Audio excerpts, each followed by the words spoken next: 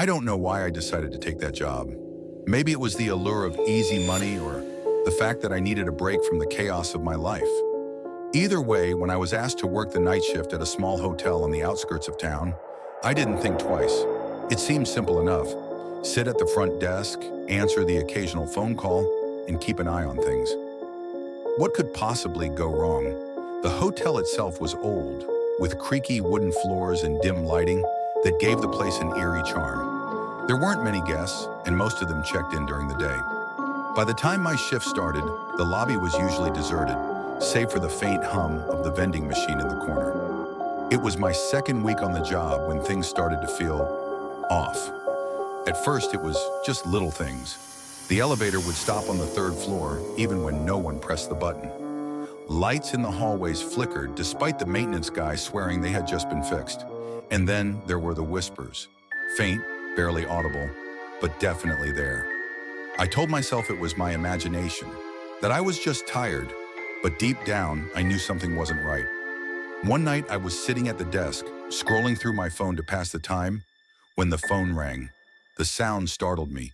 It was so quiet I had almost forgotten it was there. I picked up, half expecting it to be a prank call.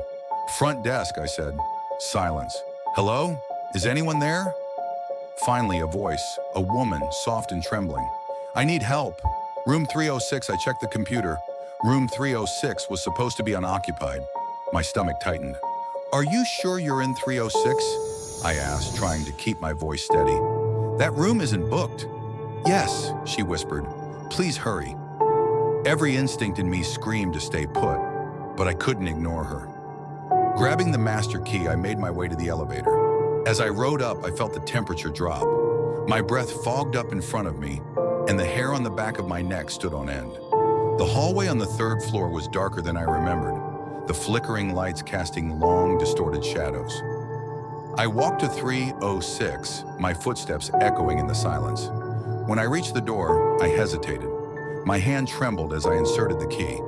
The door swung open to reveal a room that looked normal. The bed was made, the curtains drawn, but the air felt thick, like it was pressing down on me. "Hello," I called out. No response. I stepped inside, my eyes scanning every corner. And then I saw her, a woman sitting on the edge of the bed, her back to me. Her long, dark hair hung limply, and her shoulders shook as though she was crying. "Ma'am," I said, my voice barely above a whisper. "Are you okay?" She didn't answer. I took a step closer. That's when I noticed her hands, thin, pale, and claw-like, gripping the edge of the mattress so tightly her knuckles were white. "Ma'am," I repeated, swallowing hard. "I'm here to help." She turned her head slowly, impossibly slowly, and I felt my heart stop. Her face was wrong. Her eyes were hollow, dark voids that seemed to suck the light from the room. Her mouth stretched into a grotesque grin that was far too wide for her face. I stumbled back, my legs nearly giving out beneath me. She stood up, her movements jerky and unnatural, like a marionette being controlled by invisible strings. "You shouldn't have come," she hissed, her voice a guttural rasp that didn't match her appearance. I bolted, slamming the door behind me and racing down the hallway. The elevator felt like it was taking an eternity, and when the doors finally opened, I dove inside, frantically pressing the button for the lobby. When I reached the front desk, I was shaking so badly I could barely dial the manager's number. I told him everything, but he didn't believe me.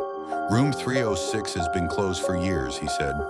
"There was an incident, something we don't talk about. No one should have been in there." I quit the next day.